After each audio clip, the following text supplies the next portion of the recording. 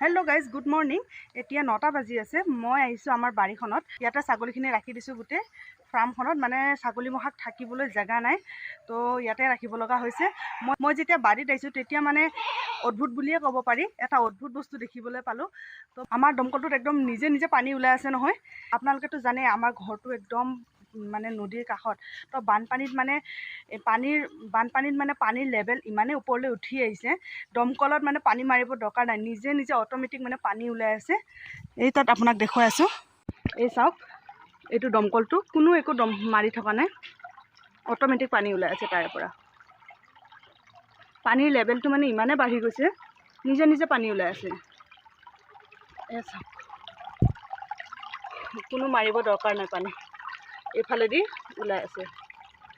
এতিয়া মানে আমাৰ ইয়াত কেনেকুৱা হৈছে, সামান্য মানে গাঁত এটা খান্দিলেও পানী ওলায় মানে। আজি বাইদেউ তাত ফুৰিব গ'লোঁ, দেখিলোঁ তাতো সেই একেই পৰিস্থিতি। কি ক'ম আৰু, গাহৰি ছাগলী থাকিব একদম ঠাই নাই, একাঠো পানী। এইফালে এনেকৈ শুই থাকিব লগা হৈছে গাহৰিবিলাক। তো আৰু এনেকেই বাহিৰত দানা দিব লগা হৈছে। তো বাহিৰত দানা দি এনেকৈ ওখ জেগা এটাত আকৌ নতুনকৈ তাড়াতাড়ি গঁৰাল বান্ধিব লগা হৈছে। এয়া চাওক, আমাৰ গছত মই ৰোৱা গছ কেনেকৈ পকা পকা একদম বীজ জলকীয়া লাগি আছে।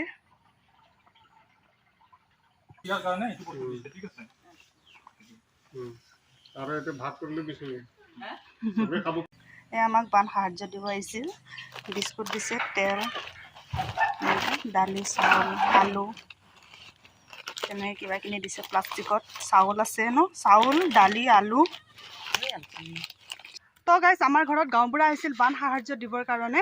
আমাৰ ঘৰৰ কাষত যিমান মানে বানপীড়িত আছিলে, 4-5 ঘৰমান মানুহ, সকলোকে বান সাহায্য দিছিলে। আমাৰ গাঁৱত বানপানী পীড়িত ঘৰ 5-6 ঘৰ মানে আছে। তো গাঁওবুঢ়াৰ ফালৰ পৰা তেনেকৈ আমাক বান সাহায্য দিয়াৰ কাৰণে অশেষ ধন্যবাদ থাকিল। তো গাইজ, বানপানী আহিছে, আকৌ যাব, আহিব। তো এনেকুৱা অসমততো বানপানী সমস্যা হৈয়ে থাকিব সেইটো। কিন্তু এনেকুৱা এটা পৰিস্থিতিত আমাক যিসকল মানুহে সহায় সহযোগিতা কৰিছে, আহি খবৰ লৈছে কেনেকৈ আছোঁ, কি কৰি আছোঁ, কেনেকৈ খাইছোঁ, কি কথা, গোটেই আহি খবৰ লৈছেহি। তো তেওঁলোকক মোৰ ফালৰ পৰা অশেষ ধন্যবাদ থাকিল। এনে কোনো বছৰে এনেকুৱা ধৰণৰ বানপানী নহয়, এইবাৰ বহুত বেছিকৈ হৈছে, সেইকাৰণে বহুত অসুবিধাৰ সন্মুখীন হৈছোঁ। বিশেষকৈ গৰু ছাগলী থকাৰ কাৰণে বহুত বেছি অসুবিধা হৈছে।